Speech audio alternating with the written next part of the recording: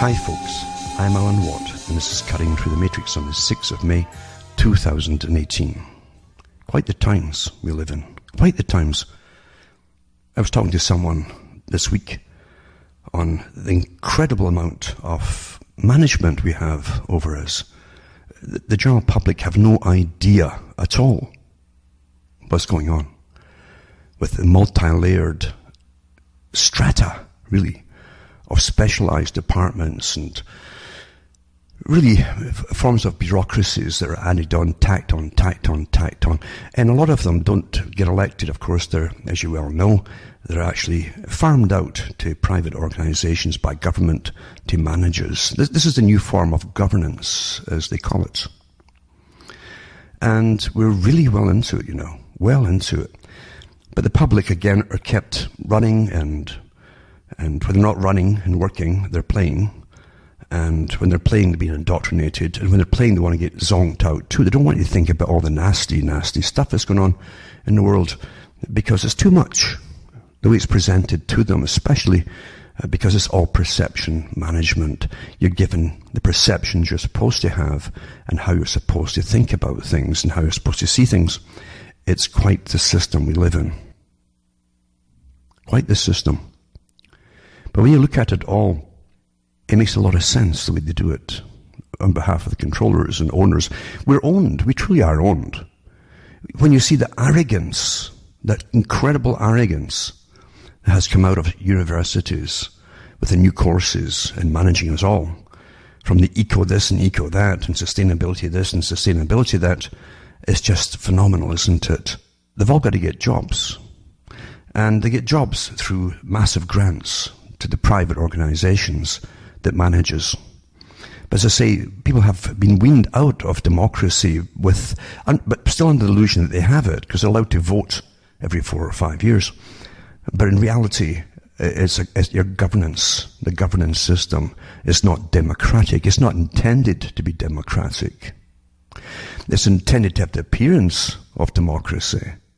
The old Soviet system, remember, Soviet system meant rule by council.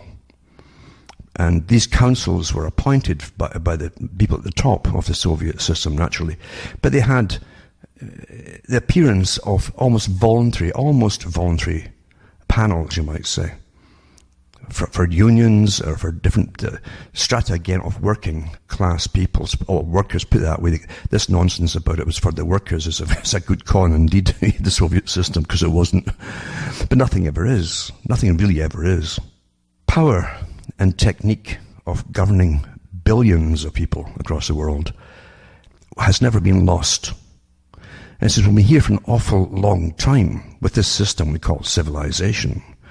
And by that I really just mean that we have records of writing at the very least, because writing seems to have come in not to entertain yourselves and read good novels in ancient days, to chipping away in the cave there on your stone tablets. And no, nothing to do with that at all. It was to do, if you look at Sumer, for instance, about record keeping, monetary record keeping especially, law, the transference of property, the dividing of property, land property, and so on. Incredible system, so incredibly old. But along with it came governance. How do you govern the people? And naturally, those who had the education and those who had the time to study how to con people, basically, how to manage the people. And it's an art in itself, a big art. Machiavelli wasn't the first person to come along with techniques of being awfully devious. I think from the beginning of time, this whole idea of governance has always been there. It's always been there. And so what you get, really, is a system where school is taught to the few. And school comes from the Greek word, the old Greek term, for leisure. Because only those with leisure could learn anything. The rest of people were toiling away or slaving away, literally slaving away at times. But the people who would end up governing the people and managing big businesses, the old corporations of their day, the big corporations, to do with trade and so on, they were taught how to manage the general public.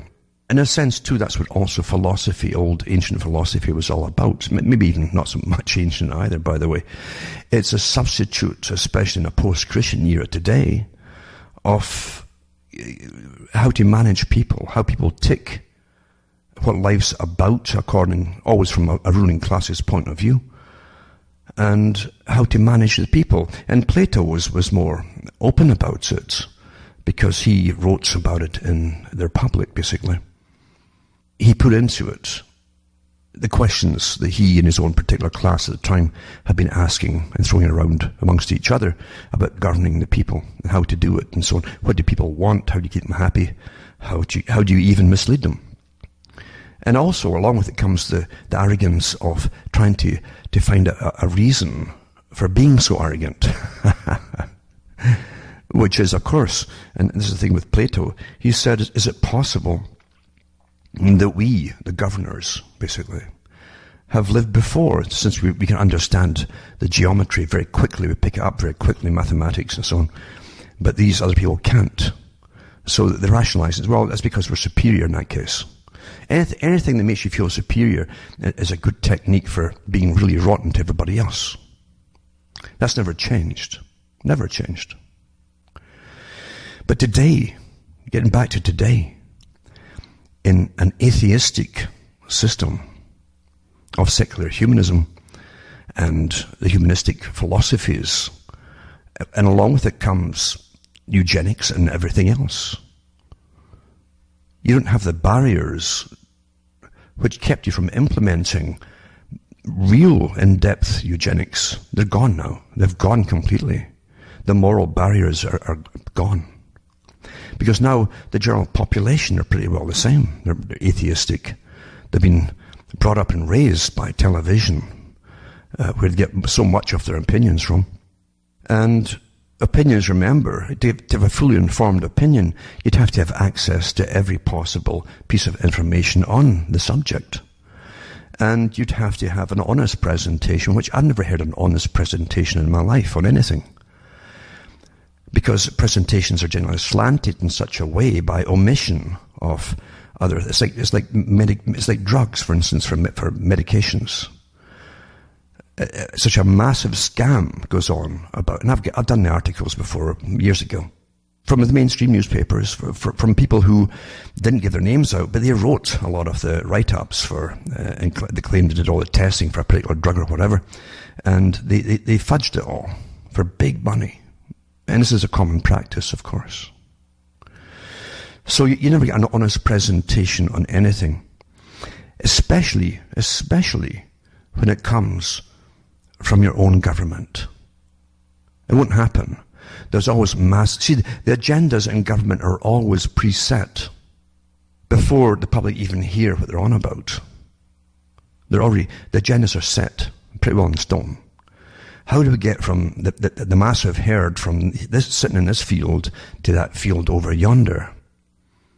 And then they work, and this is old technique, mind you.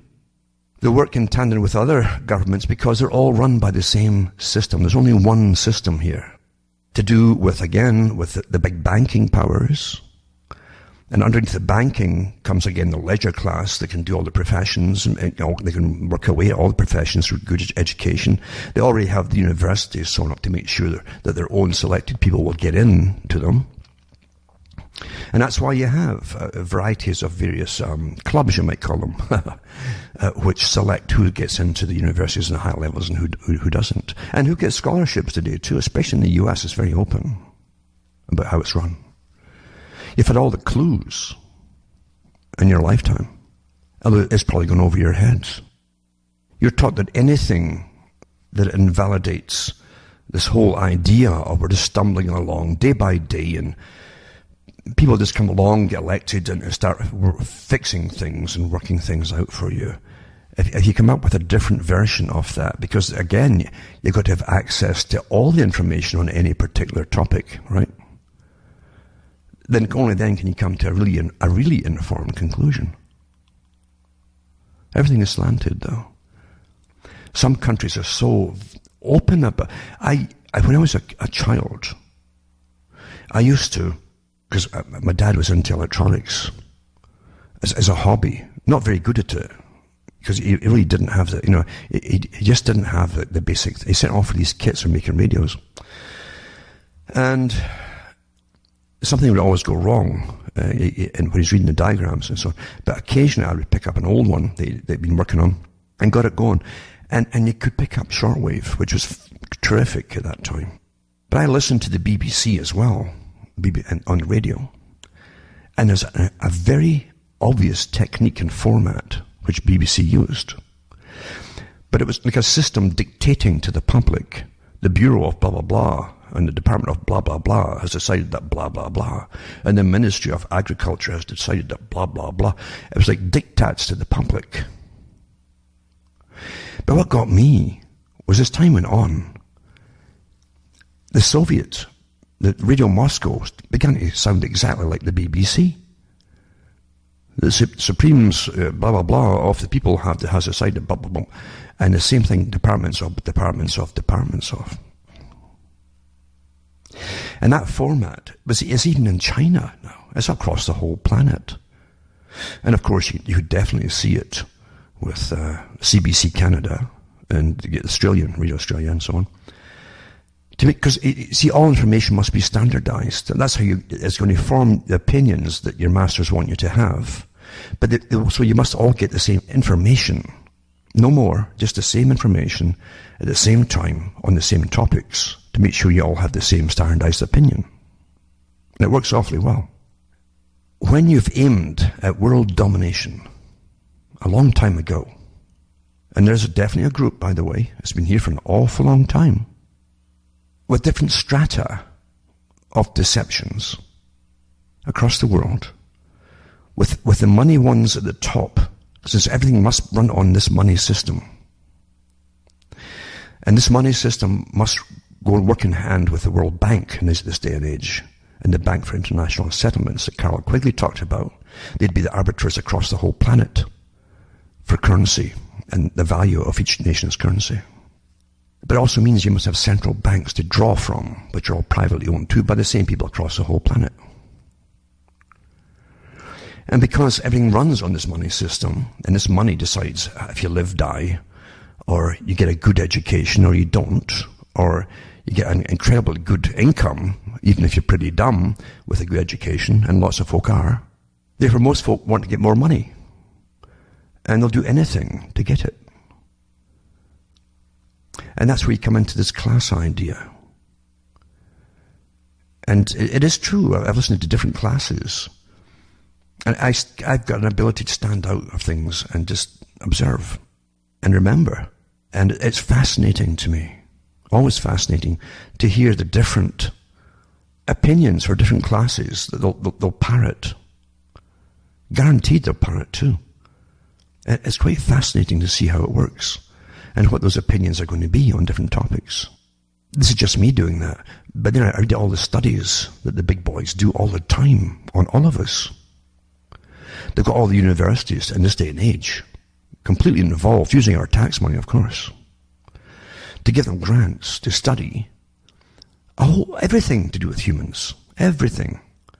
Sexual habits, all kinds of things. Likes, dislikes, even passing fads that you're given from the top. What do you think about this passing fad? And they come out with the percentages and all the rest of it and so on. And that's what George Orwell had, of course, in 1984 with the percentage game too. Every government in the world has this percentage departments now, which is meant to make you bend one way or another. Well, most folk have decided, and 60% decided blah, blah, blah. Oh, therefore they won in a sense, so do you want to be on board with the winners? That is so simple a technique, but it actually works. Because humans are not quite logical, like Bertrand Russell said. He knew this. And he was one of the planners for the masters at the top. So getting back to what I'm saying, in the system, pretty well everybody wants to get up on the top, as much money as they can. And because of that, those who rule the money are guaranteed to keep the same system going with them in the top, even though as they change it for all those down below as it goes along. The origin, for instance, of Freemasonry, regardless of the rubbish they give you, is very old.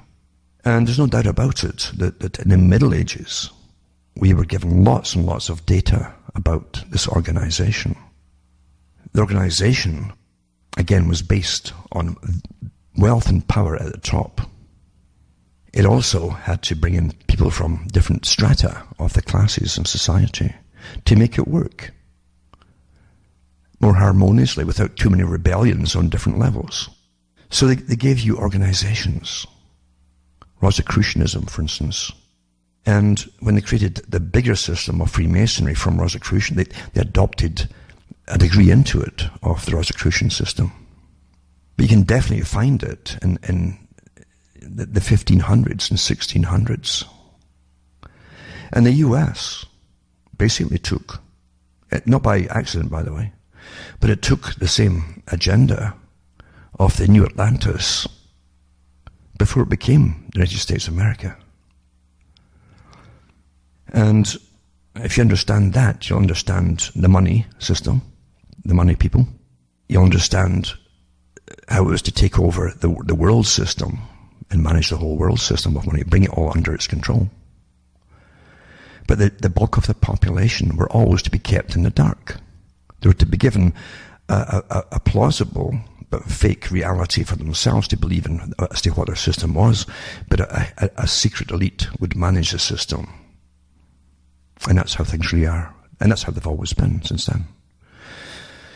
The old idea about John Dee, for instance, he brought too much disrepute upon himself and the clique that he was in with by what he did with the calling down of different spirits and so on. And he used Kabbalah. It was too well open and into the calling up of the dead and so on. It did not go well in a time when there's a Christian church on the go. Francis Bacon picked it up, still used Kabbalah, and he tried to camouflage a little bit, make it more palatable and intriguing, of course. A good story is always intriguing. And they came out with a more acceptable version, put it that way, for the people who become members of it down the road, right to this present day. And in London, of course, they already had the group in there. And they created the City of London, which is the banking centre. And it became the banking centre for the whole planet at one point. After the World War, after it was getting used, they moved the centre of power, especially the gopher side of it, the army side of it, because weaponry gets more and more expensive. Britain had its sponge wrung out by 2 world wars. But they moved it to the US. And I think it was always meant to be that way. The US was set up to take over. And the US only has a few things to do today. Before it'll be wrung out too, and it must submerge into the world system that it forced upon everybody else.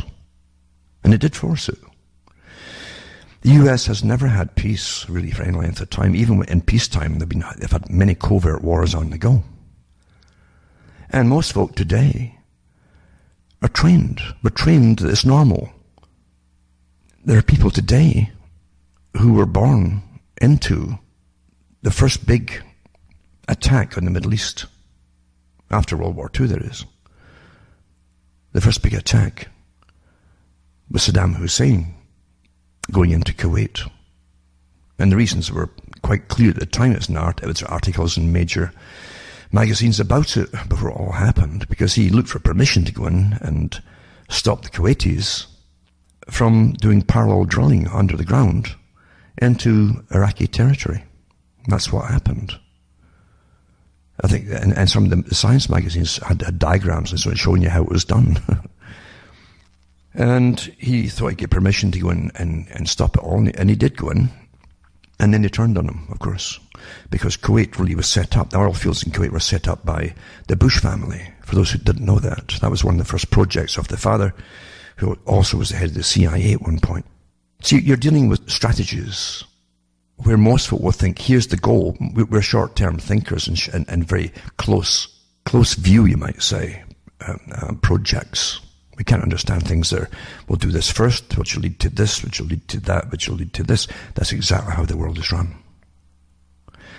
Therefore, Saddam Hussein had to be taken out, and this went on for years. Now, there are people born about 1991, and all they've ever known is war against different places in the Middle East, which, again, revamped even further. Don't forget, it had even stopped from about 91 onwards, but it got revamped more so with 9/11 happening, the Pearl Harbor event that the PNAC group talked about, that they would need to happen, and they got it. And you find that literally pretty well a generation has grown up thinking it's all quite normal. They think it's quite normal, especially since 9/11, that everything is monitored, everything they do is monitored, everything they say is monitored, everything they email, write, or whatever is all monitored and kept. I think it's all quite normal because they've grown up in it. And that's how easy it is. That's how easy it is to take rights away from the people. It's just too easy, isn't it? So incredibly easy. And they've always known this too, that people will do with less to eat, for instance, during wartime, like World War II, or one for that matter. They did have rationing to an extent in World War I in Britain. Then they went straight into Great Depression. And then they went straight into World War II. And it wasn't until the 1950s that they got them off the ration cards. You're a malnourished generation there. And I remember reading on the air at the time an article from the Green Party leader in Britain who said, if only we can have something like the Blitz in Britain, where they'd obey government and they'd do with less and become like austerity, preaching austerity, and do with not expecting as much financially, with less money, less buying power for things, and just do what they were told. Obey, obey, obey. She thought this was great. If only I could bring it back in. She's not unique. I hope folk never think, they never fall for the TV version of the decent people. I hope they don't. There's a duality pretty well in everybody. We all have the choices, don't we? And most folk will always take the choice that benefits them directly first and foremost, regardless of the expense of other people. I'm talking about so many different deceptions, all working together in strata, with a whole long-term agenda to fulfill. And wars galore, always around the same area, you'll notice. Why is that? Unraveling what happens in the world is a simple detective story. And you have to find who the players are. What do they have in common? That's what detectives do on anything. That's what governments do all the time. If they find there are people who are upset about things and sending in petitions and this and that and the other, what do they all have in common? What ethnic group are they from? What religious group are they from? What this, what that, what gender, blah, blah, blah, blah, blah. That's what they do. So why are you all always over there in the Middle East? Money. A money system worldwide. A system talked about in the Middle Ages. A system that could create Freemasonry to bring a larger group in to help with it all, who will personally profit from it one way or another. They get privileges. And depending on the rank within Masonry, and it's a rank system, you would get more privileges if you're higher up the rank, obviously. And yet, it's forbidden for this group to discuss themselves, what their so-called secrets are, to the general public. And you accept that, don't you? And everybody's got people and friends who have been or are Masons, or relatives. Pretty well. And their generations, you're going to find somebody. And some were working class people, mainly from World War I onwards. That's when they started bringing the working class in more so. Before that, it was strictly a pretty well professional type system. People who would govern the people. But you still need a bigger percentage of them, especially when you have so many wars to fight and planned, you see. And that's where we are today. 20 years ago, the group that took over America, who were very vocal about their intentions, a group that could take a whole nation and all its taxpayers and put them to war. It's a very powerful group indeed. And they knew they'd only have one run at it, at one go. And they knew too that they'd have to come back in again. This is before they started it all. They knew how long they'd last, pretty accurately. They didn't get it all done the first time. They had a whole list drafted up, and that's common knowledge what the list is. And the General Clark talked about it too. And I remember at the time, all that time ago, the countries they wanted to take out. And Saddam Hussein really had nothing to do with 9/11, remember? And they'd made that later. But it didn't matter. It was someone else's agenda. It wasn't what the people thought it was.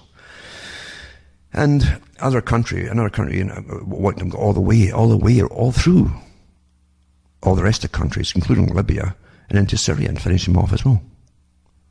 Rather adamant about it. And we're still going through it again. Today. They knew they'd have to bring in someone else again, almost covertly, to get the public to back it. Because they would never vote in the PNAC group again. A group that can change its names when they want to, and they did, of course. But what a power to use nations, and their armies, and their finances, and their complete military setup to advance a goal that the public are basically ignorant of. And how they can take 20 years to build up, or actually to take over a whole movement of people. I can remember the Patriot movement in the US. There were all kinds of stations which filled in all the different blanks to do with what the ordinary people thought America was about. And it was, at one point, a kind of beacon on rights to the rest of the world. Regardless of, by that time, the governments didn't follow it. The laws and so on. But at least the people knew, and they would stand up and complain together and demand, which is an awful nuisance to governments. You don't get so much of it today, you notice. Again, because you're under a form of warfare type scenario. Just like the Green Party member in Britain said, you'll put up with more and accept it. But that group way back then, with 9/11, knew their time would be short. And they had a second plan to get someone else in way down the road under a guise, a deception guise.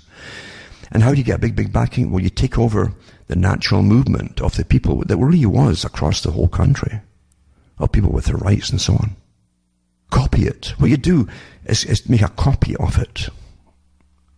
That's what you do. And then you start, after a while, start bending it a bit more, until you can take them in 180 degrees, all the followers, till they've actually changed positions of where they all were before without even knowing it. It's so slick. And they're used as a massive voting bloc. Not that the people had any chance of a decent vote in the first place with what's presented to them, like last time, by different parties. Because there's only one system. And as Quigley said, speaking on behalf of the CFR, and their Institute for International Affairs, he said himself that the leaders, and a few around the leaders, are allowed competition of parties, but the agendas must be the same. They all belong to the same organization. They all know it. Communism, for instance, was had many front groups with wonderful sounding names and national sounding names like Federalists and, etc. Stacks and stacks of them. CFR is another front organization, not run by the communists, but run by the folk who ran the communists as well. Because one group run all sides. And I've gone through the histories of how fascinated they were with all the different systems they were trying out at the time. They were fascinated by the communist system. They studied it because it showed you how to manage millions of people and how to overcome difficulties in managing millions of people and making them really obedient and sacrificing for a belief. That's all incredibly well studied. And they also studied the Nazi system Another socialist system. Don't forget the Union of Soviet Socialist Republics, which was a Soviet system. And the National Socialist Movement of Germany. Don't forget it. And what you're in today, under this wonderful sounding, the word social, it means you're friendly, doesn't it? Social. I'm a social person. I like mix. I'm gregarious. Are you? Does that mean you've got to be gregarious to be social? Think about it. But it's hard to fight against, isn't it? Terminology is awfully important for brainwashing and deceiving the people. You're living in an incredibly well-organized, total system where you've never had a time where so much propaganda is inserted in novels, for books, children's books as well. The entire school system with the teachers' toolkits on how to get everybody's brain wrapped around this central pole you're going to give to them to believe in, and for how to bypass or overcome those who were resistant to the indoctrination. It's amazing. But what's more amazing is that people don't even realize what's happened. It's sad, isn't it? Very, very sad how you can be deceived, you can be used. I mentioned before about how the Illuminati, the old Illuminati system, how it had copied the Jesuit technique of confession of its own priests. But the Jesuits did it in order to find the weak spots to make them strong. Because we're going to send these guys off around the world into places where people would still eat you. So you have to be incredibly strong. And any weakness they had, it couldn't be a chink in the armor to bring them down. Whereas Weishaupt thought he would use a similar system, get the confession. Again, give the recruits, his recruits, another system to believe in, and a cause to believe in, which sounded awfully good, really. The brotherhood of man and all that stuff. But in reality, it'd be for world domination by a secret clique at the top. And that's why it's been copied ever since. And anyone who eventually clued in they were being used could be blackmailed because they'd confessed. So once again, the mirror image copy a system where the people really believe for the good of humanity, they go out and help the poor, feed the sick, all that stuff, and give them a strength so they couldn't get a chink in the armor and collapse. Because if you collapsed, you could bring other ones down with you. But Weishaupt's technique was to use a managerial class, get the same thing going, and threaten them if they decide to leave, for instance. You'll find the poets, for instance, Shelley, for instance, he was part of the later group too. He talked about it quite openly, how he believed he was a member of this organization. At that time, they saw it as a revolutionary force. You have so many statements from members or ex-members of different organizations, all umbrellaed under the same group, by the way. And they all have charitable works to help their own people, supposedly. And they also believe, even the lower orders, that they're somehow special. You've a few basic ideas that they never dreamt up on their own, left to themselves, and they now feel superior to everybody else, who they're called the profane. Utter arrogance. The same kind of arrogance, as I say, you find from professors, for instance. Professors who want to manage us, cull down the herd of humanity, who openly discuss it in some television stations in other countries, that they've got to start thinning out the herd and sterilizing compulsorily the general population. And there are humane ways of killing people, so they won't know they're being killed off. You could put it in your food, you could put inoculations. It's been discussed. Bertrand Russell talked about it. He says, by use of the needle, for instance, water. And yes, they do discuss these things. They do. And that hasn't changed, that hasn't stopped. The incredible arrogance. Today, and like last week too, I mentioned about the identity politics and different splitting off of all kinds of people, things that would keep people together, to stand up together. Now they're all in their own little compartments. I'm a this, I'm a that, blah, blah, blah, blah, blah. And do you really need someone, and think about it, who is a professor to tell you that a man is a man and a woman is a woman? Do you really need that?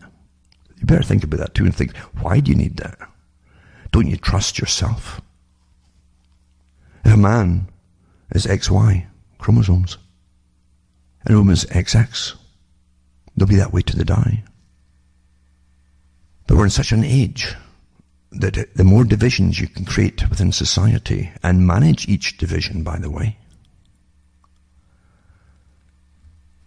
then you can really stop people uniting to fight for their basic rights. Without basic rights, you have none at all. None whatsoever. And you must have the right of privacy, for one. It's incredible how far it's gone, taking away your privacy. Incredible.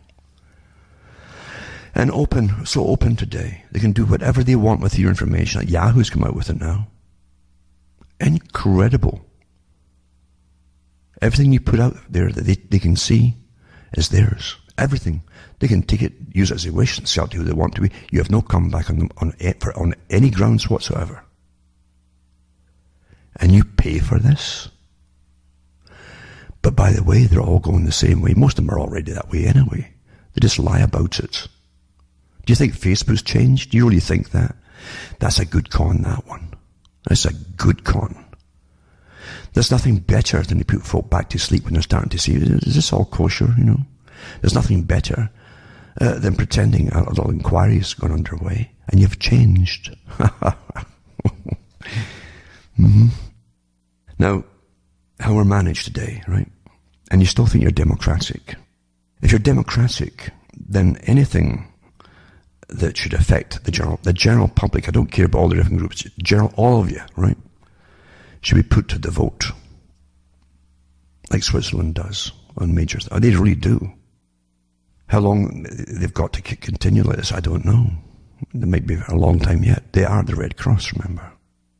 Here are some articles, for instance, to show you about this incredible behemoth of a strata, multi-layered strata of new management, all on top of us, all to manage us. And they call it management. They mean total mind management too, by the way. So we'll touch on some of them here tonight. I hate reading. I'm not going to read the news for you, the general news with the wars to come, because we all know it's set in stone. We know this. We've seen other ones get slaughtered, bombed to the Stone Age. You know this. So why repeat what the major media is going to tell you? Because they're all on board with it, obviously. Now here, I'm going to use Canada as an example, because Canada's awfully avant-garde about it, about the management of everybody and everything. Completely on board with it. Don't forget too, Canada was signed on for world government before anybody else was. And we've had prime ministers in Canada said they're all for world government and giving up its national sovereignty. So why do we bother voting for a nation in that case? Anyway, Impact Canada Initiative is an example because you all have the same organizations working in your countries. It's global, remember.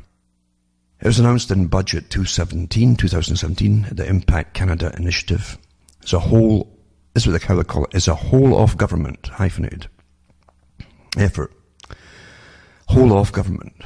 You would understand what they're saying here. They're talking about the multi-strata layer that I just mentioned to you, about people management. Effort that will help departments accelerate the adoption of outcomes-based funding approaches.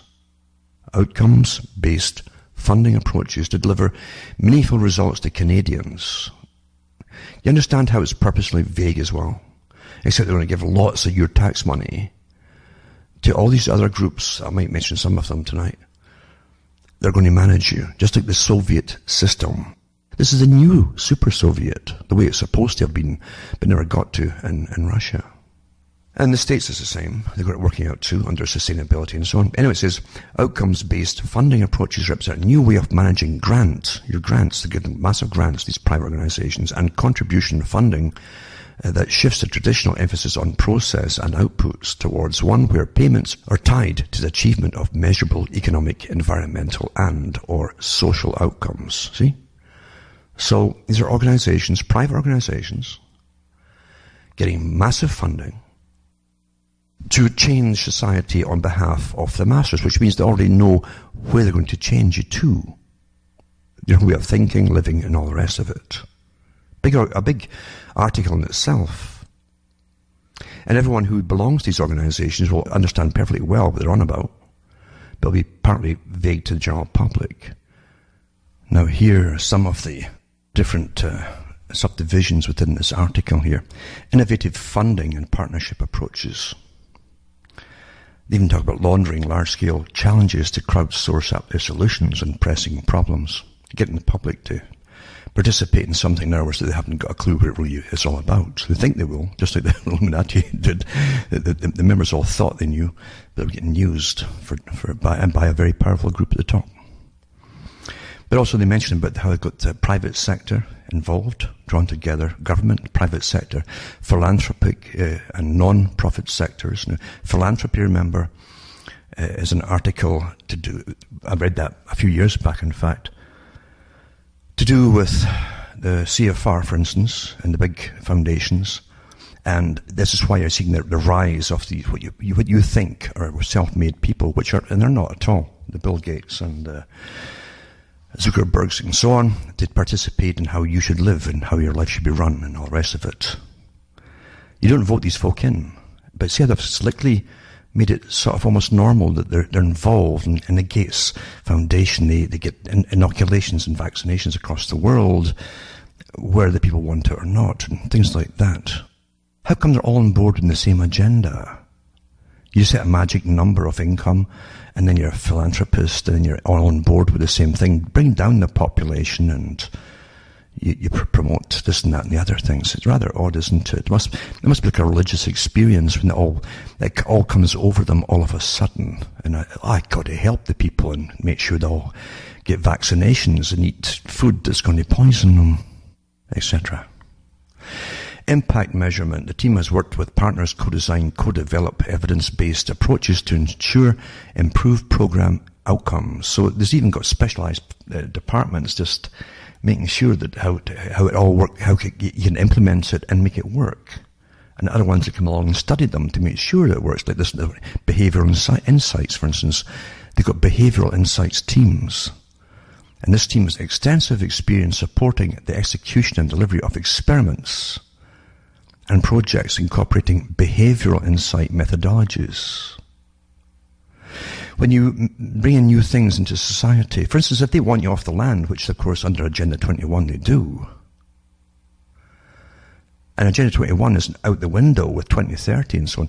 2030 are subdivisions of the implementation goals of Agenda 21. The 21 is for the whole century, things that must be put across and finished off in this 1 century. And they want you off the land. So how will the people behave about it? How would you put it across to fool them and make them go along with it and convince them that they should really just give it all up, Well, you bring in your special behavioral insights team. They have experience and studies on large and small scales, it says here. Experiments that they've run before, and the strategic application of behavioral science, to policy development and direct support of Government of Canada's core mandate and commitments.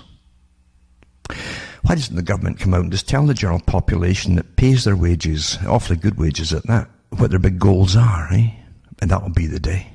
Next, the other initiatives that the IIU is working on include increasing recruitment of women into Canadian Armed Forces, etc. That's again, it goes right along with Plato's whole idea of bringing in women into the forces too, and then you breed the male and female together to create an army, a constant army, intergenerational army. Interesting that too, isn't it? I'll put that up anyway. You have to read it for yourselves. It's really interesting. Really, really interesting. And it says privacy statement that information you provide through the surveys and so on is collected under the authority of the Department of Employment and Social Development Act for the purpose of measuring the performance of Canada.ca and continually improving the website. That's our website and so on. But it doesn't really go into detail for the general public who are out of the picture. You're meant to be out of the picture. They don't want the general public looking into their websites in Canada. Or it's meant to be so vague you would never catch on what they're up to. Another one too is this article here.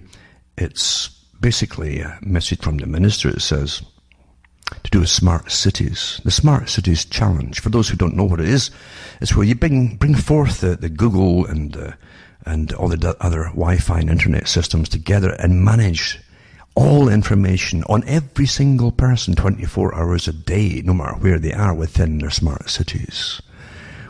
What heat they've got their heat turned to. Air conditioning, perhaps. How much electricity they've used that week on what and all that. Yada, yada, yada, yada. Total management. And you still think you are democracies?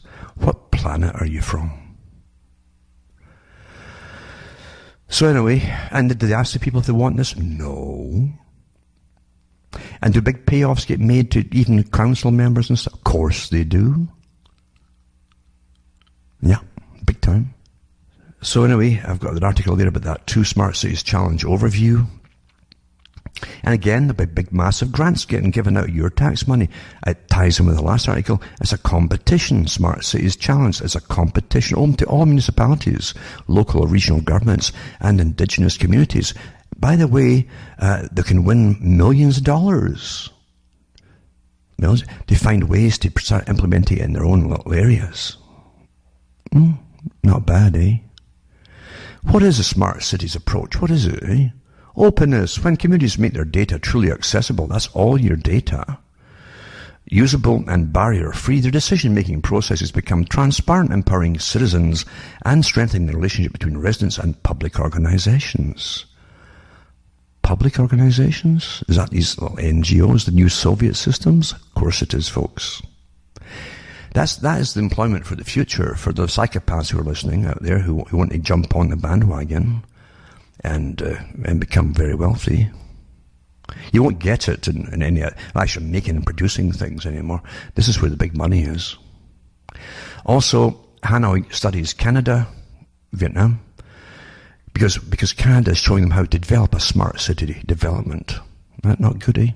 So we got a delegation over from Hanoi.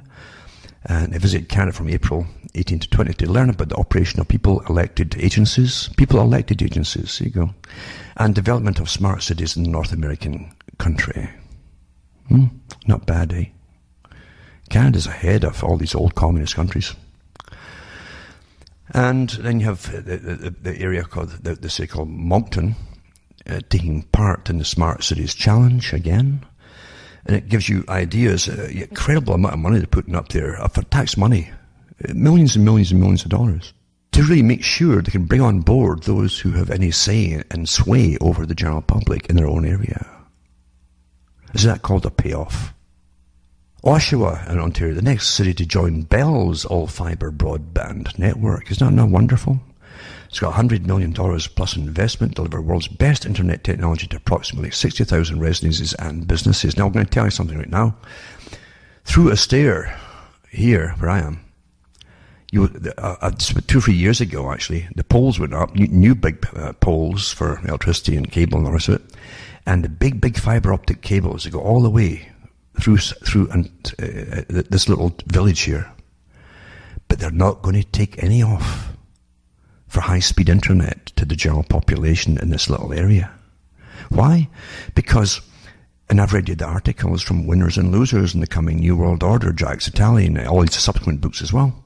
And he said that the winners will be those who get high-speed internet and so on, and those who are in the countrysides and can't get it and can't afford high-speed because you've been paying hundreds of dollars a month to get even, say, 50 gigs in the country. And if you've got a family, they'll go through that rather quick. So nag, can we go to the city? There you go. Bang, Agenda 21. Anyway, here's an article that says the Bell's all-fibre broadband network, how wonderful it'll be and how we're going to tie that in to all the big smart cities too, etc., etc. Although Bell has the monopoly really on everything in Canada, and everything else is basically sold off and rented out to other companies. Also, Tesla's experiments with smart power grids, again, they're doing it in Canada and Nova Scotia. Some pilot projects will use combination of Tesla's Powerwall 2-home batteries, and it's amazing how we pay for setting up the factories to build all this stuff for these private individuals, isn't it? And it's not a bad deal being a big obviously a very specially elected person at a very high level. That's way above what the public they can't even get near them, for instance, these people. With their electric cars. No, it just happens to be, this is the agenda. Here's the front man to pretend it's all his. And here is your government money, your taxpayers' money, to make their big businesses flourish. Quite something, eh? And the whole world's under this. South Australia, 2 Tesla partner on world's largest virtual power plant. Again, too, it's virtual one too. I guess she may pay them in virtual money, maybe monopoly money or something. And then you have this article too, ICLEI. Awfully important. I've mentioned this many times before in the past about how they all grafted themselves on your local councils, even in the smallest towns, and how they're managing you too. Awfully well, in fact, aren't they, really? As we bring in their whole system. And it really is the local governments for sustainability. Again, massive grants again. Founded in 1990 as International Council for Local Environmental Initiatives. International Council? Do you vote for an International Council, people? No, you don't. So, it's an international organization of local governments and national and regional local government organizations, private, you don't vote for them, that have made a commitment to sustainable development, Agenda 21. And they're on every board of every council across the country. And you don't elect them in, but they're there. And they get paid now. Initially it was free, they're voluntary initially. We're do-gooders and we're here to help you. And now you've got all these different, to build even a small hut somewhere, you're going to need an environmental study and this, that and the other, and impact studies, yada, yada, yada, before you can do anything, and then wait for permission. Another one too is become part of a national program focused on resilience and adaptation, the Building Adaptive and Resilient Committees, BARC, a program, or a comprehensive way to respond to the impacts of climate change. Everything's mixed in together. And don't forget climate change, which has always been here from, I guess, the day the Earth just popped out, or whatever you want to call it. It could be. And here we all are. We've always had climate change. But now it's all your fault for climate change. Apparently it's supposed to be static all the time, just bright sun, a nice 75 degrees and, forever and ever. But it doesn't seem that, so it must be all your fault. And you're going to pay for it dearly and go into austerity and do what you're told for the future. Forever and ever, amen. Because that's how it's planned. So anyway, you have this BARC, so they give you an online tool, etc., etc. Why join? It says build internal capacity and work collaboratively. That's with all their Soviet systems. Prepare for more costly and extreme weather events. Oh, they'll make that happen since weather control is routine today. Collaborate with peers and other municipalities. But don't ever go to the public and tell them what you're up to, or that you even exist. And receive support with ICLEI's proven adaptation frameworks, foster enhanced stakeholder engagement, and make informed decisions and improve resilience. I can't stand bureaucraty's speech. Can you? But this is where we're all going. You have no say in this. So why bother voting, folks? Why bother even voting? Huh? And so, changing climates and all the rest of it too. A stacks of articles actually from ICLEI Canada. And increasingly urban world cities and their surrounding regions have a growing influence on global patterns of production, consumption, innovation, and technological development. At the same time, they're experiencing rapid change brought about by urbanization, climate change, shifting demographics, and growing inequities that will continue to impact the urban environment. Oh. It's all your fault, you see. What happens now in and around urban areas will define the course of global sustainable development this century. Collective action in the most pressing urban issues of our time is critical. So there you go. You got your hand it to all these private organizations. That strata and layers of this that you have no idea even exist anymore. That did not exist a few years back. Also, new charity child sex abuse scandals sparked after UN launches probe into 60-year-old former WHO, that's the WHO, and UNICEF official, naturally it's UNICEF, arrested after being found with 2 boys at his home in Nepal. I've read so many articles over the years of this kind of nonsense, it just makes you sick of it. So Peter Dalglish, I think he's from Canada, of course, got caught with his 2 little boys. And he's there to help you from the United Nations. We've got Earthcare Thunder Bay, this is in Ontario again, in partnership with Lakehead University, has launched a new climate change website. And launched the website coincides with Earth Day, which was Sunday, April 22nd. I think everything works together, eh? Just happens to appear in your calendar, and next thing you know, you're... The website is a resource hub that brings together carefully selected locally relevant information regarding climate change. Right? So there you go. All these supranational organizations running us all. And we don't elect any of them. Bill Gates calls on US to lead fight against a pandemic that could kill 33 million people.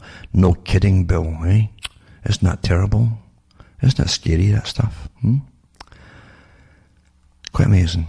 And then China, for its workers, you see, have got helmets that measure emotional state. If you don't like your job and that, they'll notice it. There's a term, brain surveillance, sounds scary to you. Well, some companies in China are hoping to make that potential nightmare into reality. It says this electric company, Hanzhou Zongying Electric, is one of several companies equipping its laboratories with helmets that read the brain activity. The idea is that managers at these companies can see with their cold, hard data whether workers are stressed, happy, angry, or sad, and adjust the workflow accordingly. I think they can do it off your computer, actually. I'm sure it can sense a lot of things off you, too. I really can. I really believe that they could do that. Of course, they could always say that it wasn't intentional, and they would just give a certain frequency out, blah, blah, blah. And I'm sure everything always sounds plausible, doesn't it? Also, I put up also GIRFEC, the organisation that runs Scotland, and they're into everybody's families in Scotland. Scotland is so much of a test bed for all this total Sovietized eugenics system. And they've got a petition in there to actually complain about the effect it's had on the public, appointing, when the government appoints agents for every child that's born, who must get into the home every so often, assess everything, to make sure the child's got the proper opinions growing up on different things that you're supposed to have. And they could always, readjust your brain if you don't have them. It's this incredible totalitarianism. It truly is. Truly is. So I'll put a couple of articles on that up as well. And I'm sorry for rushing through this last part, but it's important that we do this because we really, really are in a massive totalitarian system. We really honestly are. And I hate to say it. For myself, Alan Watt from Ontario, Canada, it's good night. I mean, your God or your gods go with you.